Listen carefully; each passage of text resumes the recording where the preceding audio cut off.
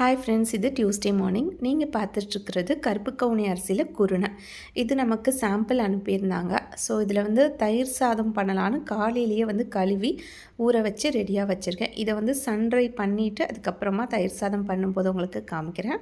Morning இட்லியும் தக்காளி குருமாவும் தான். ஸோ லஞ்சுக்கு ரொம்ப சிம்பிளாக, அதே நேரத்தில் ரொம்ப ரொம்ப நியூட்ரிஷியஸாக, வழக்கம் போல் ஒரு ஹெல்த்தியான ரெசிபி தான் செய்ய போகிறேன்.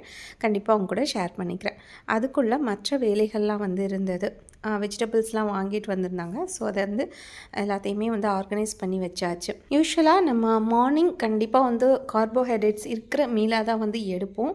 பட் ஆஃப்டர்நூனும் அதே இதை ரிப்பீட் பண்ணாமல் நம்ம கார்போஹைட்ரேட் ஃப்ரீயாக, அதே நேரத்தில் நியூட்ரிஷியஸான ஒரு மெனு பிளான் பண்ணிக்கிட்டோம் அப்படின்னா ரொம்ப நல்லது. அட்லீஸ்ட் வீக்லி ஒரு 3 டைம்ஸ் அது ஆஃப்டர்நூன் லஞ்சுக்கு ரைஸ் எடுக்கிறத தவிர்த்துட்டு இந்த மாதிரி ரெசிபீஸ் நீங்கள் ட்ரை பண்ணி பாருங்கள். உங்களோட ஸ்கின் டோன் முதற்கொண்டு இம்ப்ரூவ் ஆகும். இப்போ நம்ம ரெசிபியை செஞ்சிடலாம். நான் இன்றைக்கி பண்ணுற ரெசிபிக்கு செவ்வாழை, அதுக்கப்புறமா தேங்காய் துருவல், தேன் இது எல்லாத்தையுமே கலந்து ரெடியாக வச்சுருக்கிறேன். அதுக்கப்புறமா இந்த ரெசிபிக்கு தேவையான மேங்கோவும் கட் பண்ணி எடுத்துக்கிட்டேன்.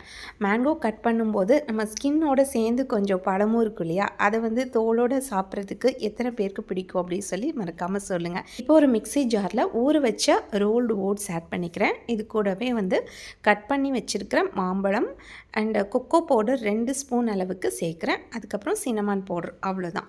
இந்த கொக்கோ பவுடர் ரா கொக்கோ பவுடர்னு சொல்லி அமேசானில் இருக்கும், நீங்கள் வாங்கிக்கலாம். இது கூட நம்ம மிக்ஸ் பண்ணி வச்சுருந்த பனானா கோகோனட் ஹனி அந்த நம்ம ஆட் பண்ணிக்கலாம். அவ்வளோதான். நமக்கு இப்போ ஸ்மூத்தி பவுல் சூப்பராக ரெடி ஆகிடுச்சு. இதுதான் என்னோடய லஞ்சு. எப்படி இருக்குது அப்படின்னு சொல்லி மறக்காமல் சொல்லுங்கள்.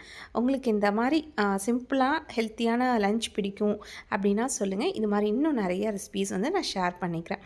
இப்போ நான் அரைச்சி எடுத்துகிட்டு வந்த அந்த கருப்பு கவுனி குருணை சலிச்சு வச்சுருக்கிறேன். சலிச்சு வச்சதில் நல்லா நைஸாக பவுடர் ஆகினதை நம்ம மாவு பிசைகிறதுக்கு தனியாக எடுத்து வச்சுட்டு, இப்போ ப்ரோக்கனாக கொஞ்சம் இருக்கும் இல்லையா, அதை மட்டும் தயிர் சாதம் பண்ணுறதுக்கு யூஸ் பண்ணுறேன்.